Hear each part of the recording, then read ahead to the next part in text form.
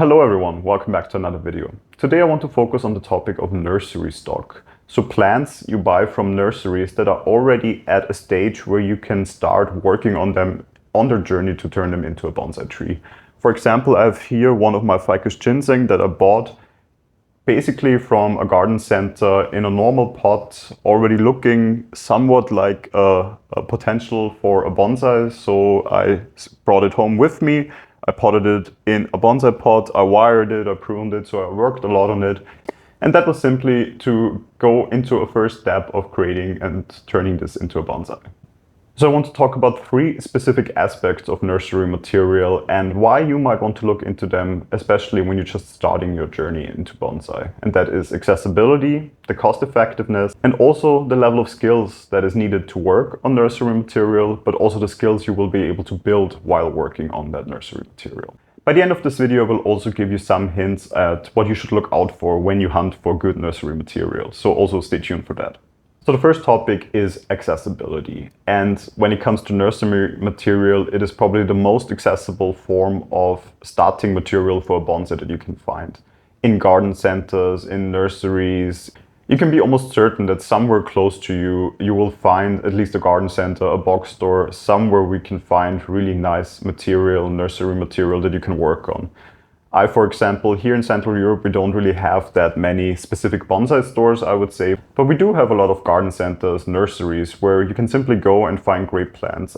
I personally have found olive trees that were perfect starting material, pomegranates. When it comes to indoor bonsai, many ficus trees that you can find. There are different ficus varieties, not only ginseng as we have here, or microcarpa, but also Ficus benjamina, Ficus retusa, so that many different ficus forms, Schefflera. You can find many of such varieties that you want to give a try in turning them into a bonsai in nurseries and garden centers. As I said, this is probably the most accessible way you will find material that allows you to work on and to improve your skills when it comes to bonsai. Another aspect is the cost effectiveness. Buying a bonsai tree that has been taken care of and has been trained as a bonsai for years or decades, of course, comes at a price. What you can then do again is look at nursery material that is not as refined yet, that has many years of work still ahead of it, that of course comes at quite lesser price than an already finished bonsai. And it's always a nice thrill to go through garden centers and nurseries and dig into those trees, basically really looking at the trunk lines, at potentially the root system if possible, at the foliage, at this branch structure. It is part of the thrill of this hobby, I would say, of going out there and looking for trees that show potential and that you simply want to give a try. Also figuring out new varieties. The obstacle of entry for a new variety is of course also very much lowered if you get it at a more inexpensive price. Then this is definitely easier than getting already a completely trained and perfected bonsai in a variety you never worked on before and you're not even sure how to take care of it. If you get nursery material that is of course less expensive and you work on it and maybe the first 2 or 3 trees, which is quite likely, won't make it, then that is not a problem, or it's less a problem than if that happens to a very expensive bonsai that you bought. So cost effectiveness is definitely something that speaks again for the nursery material. And that brings me already to the third point, and in my experience the most important point when we speak about nursery material, and that is simply the ability to increase your skills and the skills that you need to work on it. So let me start with that point. As I said, nursery material is not yet refined, is not yet perfect and perfectly set up to turn into a bonsai. And that also means you don't need to have the perfected skills to work on it in the beginning. It is a lot of trial and error you can do with nursery material, again, because it comes at a less expensive price than an already fixed bonsai. And you can really train your skills on these trees. That is, I would say, the most important benefit you can actually think of when it comes about nursery material. The hours and hours of practice you can put into nursery material, training on them, trying new things, improving your wiring, your pruning, the root work you do on your trees. It is so much more easily accessible on nursery material than on already fixed and perfected bonsai that simply often don't provide as much drastic work any longer on the trees than those nursery materials that are just at the start of their bonsai journey. And you, of course, will gather so much more skills and knowledge from working on trees like that. So as mentioned before, I also want to give you some tips when you go and look for nursery material. So what I normally look for, of course, first of all, is the overall health of the plant. I go through the foliage, see if I can see any pests there. I look, is the foliage in general doing well? Does the tree have simply a healthy, natural look to it?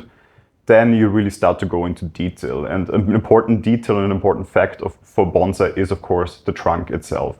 So try to find plants that already show potential in the trunks and the trunk lines. Don't be afraid to also dig in a little bit into the soil. Often those nursery plants are potted quite highly into the pot, so a lot of the trunk is actually hidden underneath the soil line. So just try to, without of course disturbing the plant in the nursery before you buy it, just try to see where the root would start, to give you simply an indication of how much trunk you still will be able to see there and what trunk might be underneath there. So simply look for things like inverse taper, which you want to try to avoid going into nursery material like that, because it's very difficult to get rid or to improve inverse taper. Look at a tree that already has nice tapering, so a big base of the trunk that slowly tapers out to the top of the tree. Then, of course, if possible, try to take it out of the nursery pot. Take a look at the soil and at the roots it has. Are those roots looking healthy? Simply, as you would with any plant, simply check the health of the tree, the health of the root system, and then look not only trunks, also a bit into the branches. Are there lots of branches on the tree that you can work with, decide which ones to keep, which ones to take out? Or is it already a quite bare tree that's already then limits your potential ways you can take those trees when it comes to bonsai? So simply try to picture already before you buy a tree how it could potentially look like after you started to work on it. How can you put the trunk line into your design of the tree? Are there branches that complement it? And is the health of the tree in a state where you can say, I am able to work on it in the future and continue working on it and keep the health up of this tree as well? So that are just some ideas to give you when you look for nursery material. Which variety, of course, is completely up to you. Whatever you want to try to turn into a bonsai, give it a try.